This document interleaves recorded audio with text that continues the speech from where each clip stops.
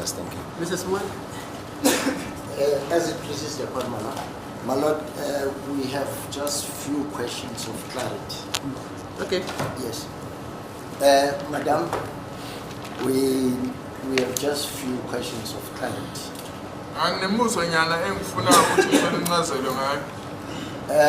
Madam, when you arrived in Phuket, where did you say you went to?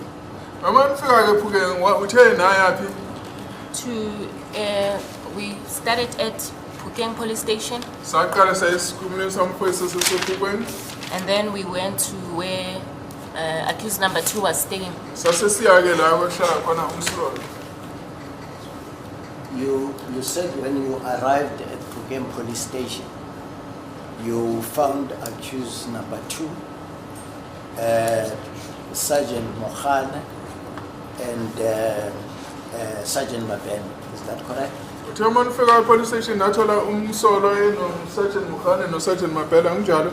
That's correct, my lord. And you further said you were escorted from Phuket police station to the residence of accused number 2. Do you remember that?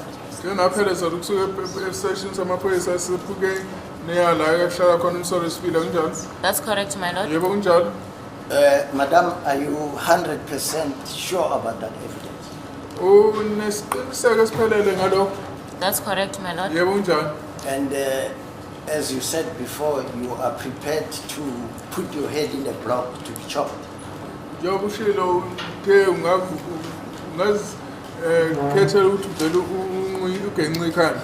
That's correct, my lord. She's never heard of Mary Antoinette. That's what she said, madam. Okay. Madam, if I tell you now that Sergeant Mokhane said when they arrived at Phuket, they never went to Phuket police station.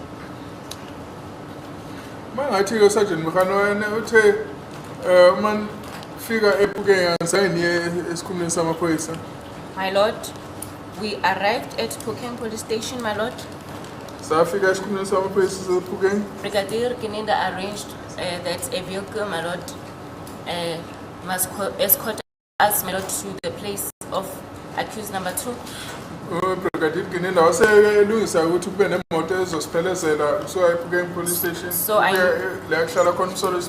So my lord, I know for a fact, my lord, that as we went to the residence of accused number 2, my lord, we were following each other, my lord, with a marked vehicle from Phuket police station.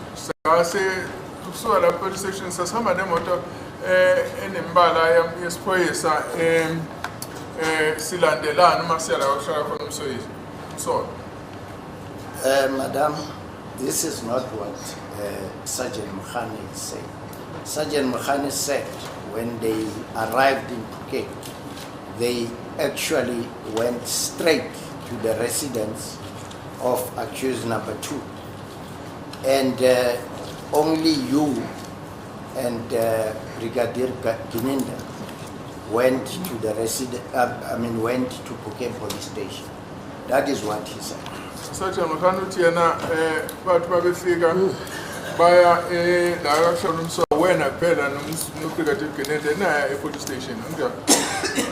Maybe, my lord, the council can maybe tell my lord of the dates, because there were times when Mokhane went. That is the 19th of June 2020.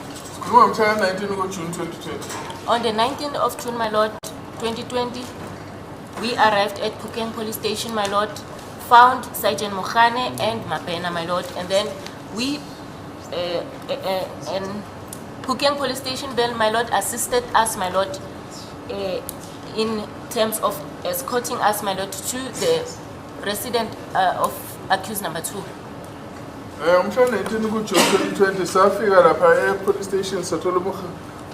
Sergeant Mokhane no Mabena, and then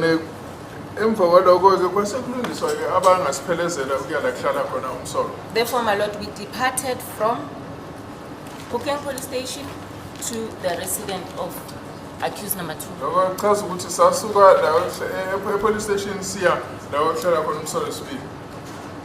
Madam, let me also tell you that Sergeant Mokhane also produced an AVL report that also confirmed his own version, that according to them, or according to that AVL report, they never went to Pukem police station. They actually went straight to the residence of accused number 2. Sergeant Mokhane waveza i-AVL ekhombisayo ukuthi vele futhi yayimsekela ekutheni abazange baqala e-police station kodwa baqala ukuya la wahlala khona umsolo wesibili. My Lord. Sorry, I don't think you listened to Makhane's evidence.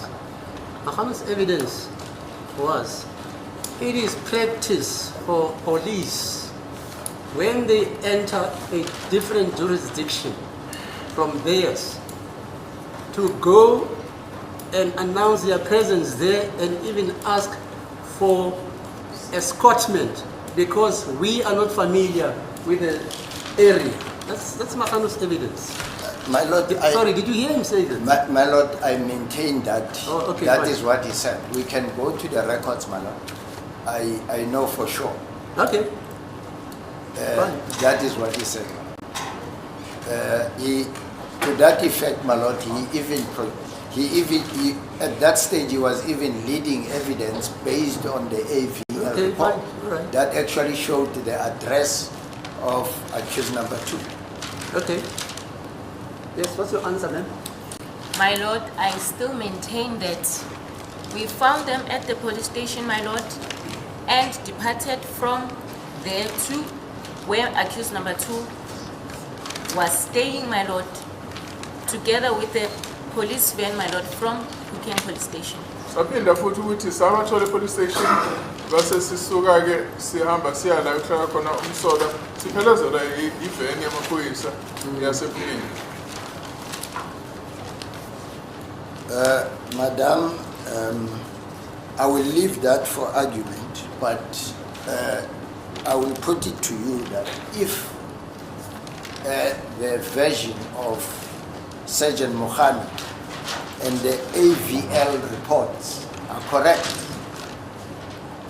then it will mean that your testimony about what happened at the residence of accused number 2 will be incorrect because you will not be present when it happened.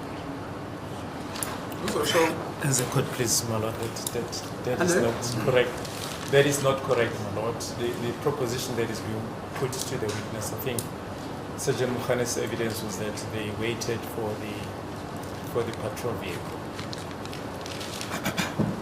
Okay, continue with your assertion. No, my Lord.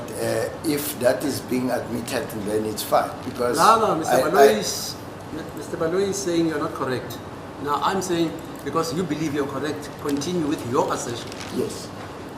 Madam, what I was putting to you is that if the evidence of Sergeant Mokhane and the AVL report are correct, that they were the first ones who went to the resident of accused number 2, while you and Brigadier Gininda went to Pukem police station, then what happened at the residence of accused number 2 happens in your absence. Therefore, you cannot testify about it. And ukuthi okusho uSergeant Mokhane ukuthi baqala baya le komsolo nina naya e-police station maye kusho ukuthi wena ukwazi ukwenzeka lapha endlini yomsolwa ngoba nani ngekho lapha. My Lord, I still maintain that I was there. We departed, my Lord, from Pukem police station. Sergeant Mabena Mokhane, accused number 2, my Lord. Myself, Brigadier Gininda, my Lord, and the police van, my Lord, from Pukem police station. We departed together, my Lord, from that point, my Lord, to the residence of accused number 2.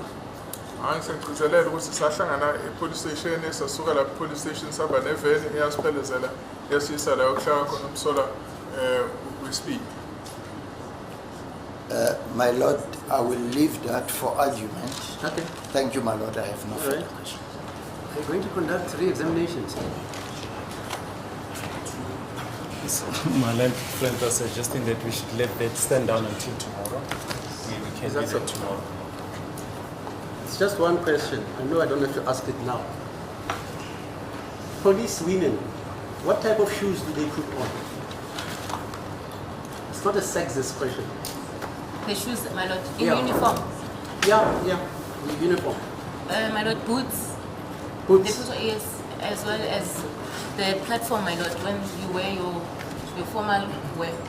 And when you're going on investigation, what type of shoes do you put on? My lord, like myself, I don't wear uniform. So if I go out on investigation, my lord, it depends, my lord. Whether it's, if you go to Msinga, my lord, I'll wear my techies. If, my lord, it's going to be in the office, my lord, I'll just wear my formal. Okay. Njengoba ney'cathulo ezigqokwa amaphoyisa sathi khona amabhuti khona nama-platform shoes kusho ukuthi-ke uma ngisophenyene njengoba ngayigqoki-ke i-uniform mhlawumbe ngayigqokela amateki kodwa-ke njengoba sase-CMC ngangigqokela amateki kodwa-ke uma ukuthi-ke ngise-office gqoka iy'cathulo formal ezi-platform. Okay, thank you. Siyabonga. Yebo. Why are you surprised, Mr. Can I'm just thinking to myself, my lord. If you are bright, you got what I'm going to. Did you get it? I didn't get it, Okay. but I am bright. You can't have it both ways.